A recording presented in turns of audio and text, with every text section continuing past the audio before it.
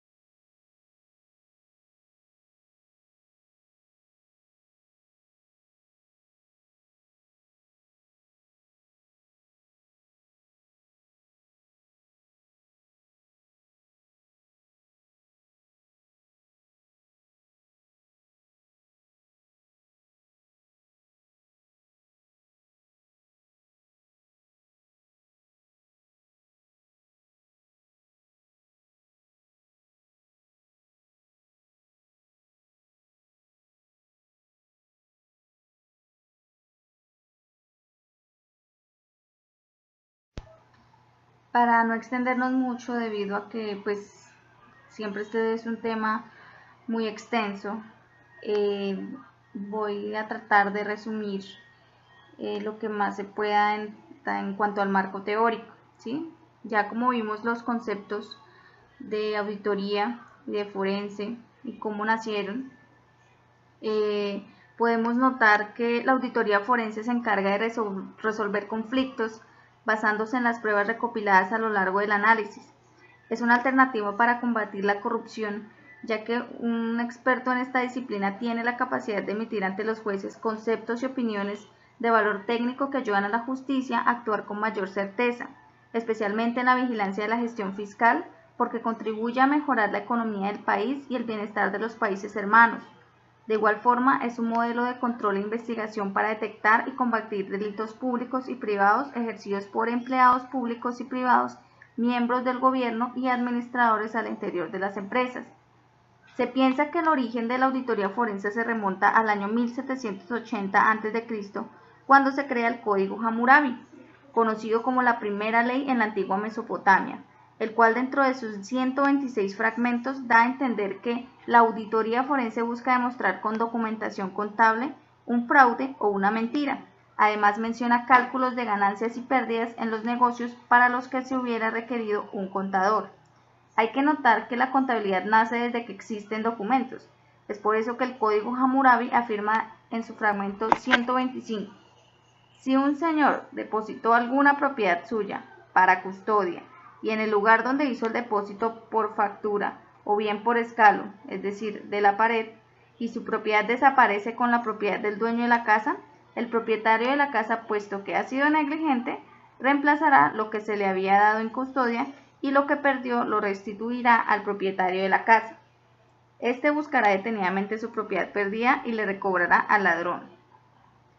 Ahora bien, en los años 30, la auditoría forense empezó a ejercerse informalmente cuando un contador que trabajaba en el departamento de impuestos de la organización de Al Capone desenmascaró a su creador, Alfonso Gabriel Capone, conocido como Scarface o Cara Cortada, quien se dedicaba al lavado de dinero y otros crímenes, pues en esta época se prohibió el licor y el juego en los casinos, situación que mantuvo ocupada a la policía en el cierre de establecimientos dedicados a estos fines. Pero Al Capone, aprovechando esta oportunidad, se dedicó al lavado de dinero como su actividad principal. Además, las leyes del momento no sancionaban esta actividad como un delito y se mantuvo al margen de la ley. Sin embargo, el contador encontró evidencia en la que comprobó que el volumen de ventas superaba la capacidad teórica del negocio. De hecho, el volumen de venta real y el volumen de ventas declarado eran diferentes, pero no se comprobó la extorsión y otros crímenes cometidos por este gángster. Pese a esto, con las pruebas de lavado de dinero presentadas por el contador, la Fiscalía demostró mediante contadores y auditores forenses el fraude en el pago de impuestos y desmanteló dicha organización.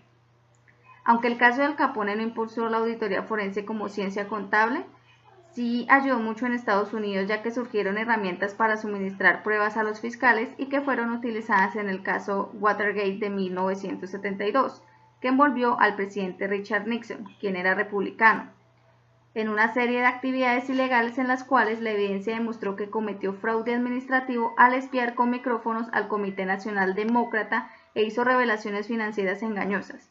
Esto generó la creación del Comité de Normas Internacionales de Contabilidad, IFAC, en junio de 1973, y a las normas internacionales de auditoría NIAS con respecto al fraude y error en partidas específicas y a las revelaciones de los estados financieros, a la observación de inventarios físicos, a la confirmación de cuentas por cobrar y a la indagación sobre litigios y reclamos.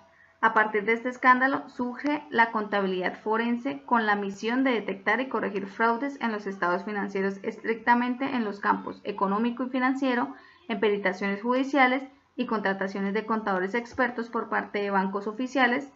Posteriormente, el campo de la auditoría creó y actualizó sus procedimientos, otorgando a la contabilidad forense la calidad de ser la prueba pericial contable especializada en la década de los 90.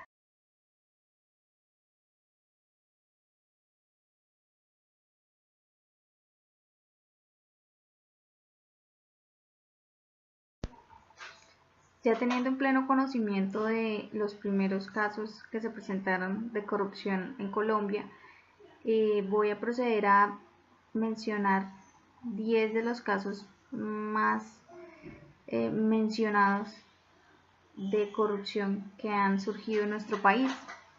Inicio con el caso número 10, que es el agroingreso seguro, cuya entidad afectada es el Ministerio de Agricultura y Desarrollo Rural y cuyo monto estimado fueron de 12.700 millones, en donde los principales vinculados fueron Andrés Felipe Arias, exministro de Agricultura, Ares Darío Fernández Acosta, el Instituto Interamericano de Cooperación para la Agricultura y el Fondo para el Financiamiento del Sector Agropecuario. En el caso número 9 tenemos a la empresa de energía de Pereira, Ener Pereira, cuya entidad afectada es Ener Pereira y cuyo monto estimado fue de 64.700 millones de pesos. En el caso número 8 tenemos a Comeva EPS, cuya entidad afectada fue el Ministerio de Salud, con un monto estimado de 146.900 millones de pesos, donde estuvieron vinculados como tal la EPS, Fernando Paneso Serna, quien fue el gerente general de Comeva, Piedad Cecilia Pineda Arbeláez, que también fue la gerente general, entre otros trabajadores de Comeva. En el caso número 7 tenemos a Transmilenio Calle 26, cuya entidad afectada fue el Instituto de Desarrollo Urbano y cuyo monto estimado fueron 156.000 millones de pesos. En el caso número 6 está la vía Bogotá-Girardot, cuya entidad afectada fue la Agencia Nacional de Infraestructura, cuyo monto estimado fueron 170.800 millones de pesos.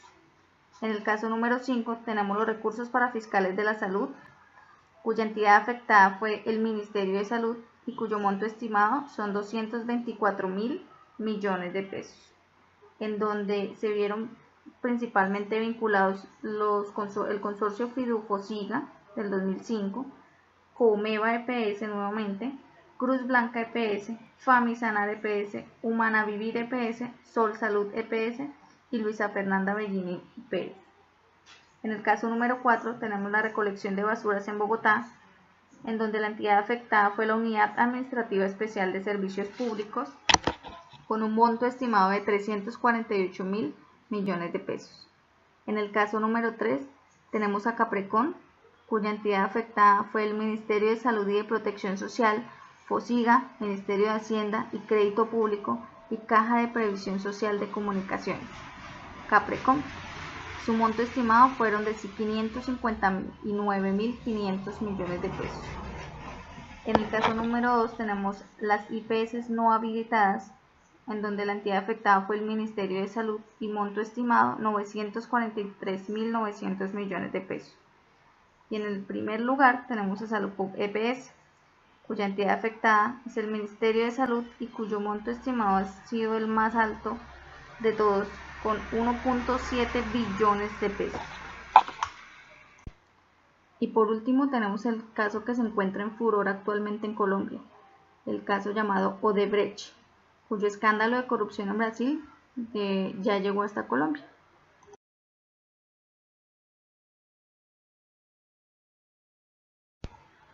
Para este proyecto se manejaron 3 tipos de investigación: histórica, descriptiva y exploratoria. Histórica porque se tenía como tema principal la recopilación de la información necesaria para demostrar los inicios de la auditoría forense, desde el primer caso documentado en el Código Hammurabi hasta los inicios de casos de corrupción evidenciados en nuestro país. Descriptiva porque se detalla de manera específica los actos ilícitos que conllevaron al desarrollo de esta especialidad, y exploratoria porque se indaga e investiga el tema en mención. El diseño investigativo se desarrolló de la siguiente manera: se indaga la información necesaria para conocer y comprender el tema en cuestión. Debido a que es un tema extenso, se analizó la información hallada, concentrándonos única y exclusivamente en sus conceptos básicos y origen. Con ello podemos concluir que sus inicios a nivel mundial se plasmaron en el Código Hammurabi. Ya para finalizar, podemos concluir que la investigación arrojó los resultados esperados, ya que se cumplió a cabalidad con los objetivos propuestos. De igual manera se recopiló y presentó la información necesaria para dar a conocer el origen y la evolución de la auditoría forense en Colombia. También entendimos los conceptos de auditoría y forense y cómo hechos que datan desde la antigüedad propician su unión. Asimismo, se muestran los indicios de la auditoría forense en nuestro país y cómo cada vez es más necesaria, debido a los hechos de corrupción que día a día se presentan. Mi nombre es Yolanda Andrea Buitrago Villalobos y agradezco su atención.